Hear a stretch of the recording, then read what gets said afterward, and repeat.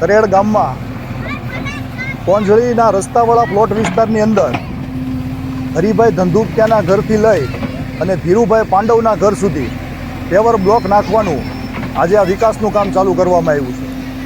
આજના દિવસમાં તરેડની અંદર આ બીજો રોડ આપણે ચાલુ કરવા જઈ રહ્યા છીએ.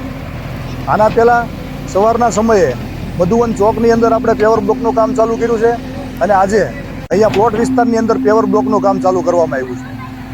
આ પેવર બ્લોકનું કામ સારું થાય એ માટે આપણે દિવાલથી દિવાલ આ બ્લોક બનાવવાના છીએ. આજુબાજુમાં રહેતા લોકોને પણ આપણે અપીલ કરીએ છીએ કે જ્યારે આ કામ ચાલુ થાય ત્યારે એમાં તે સહયોગ આપે અને કામમાં કોઈ કચાશ દેખાતી હોય તો એમાં એનું સજેશન પણ આપી શકે છે. તો આવતા દિવસોની અંદર આ રોડનું કામ સારામાં સારું થાય એ માટેના તમામ પ્રયત્ન કરવામાં આવશે.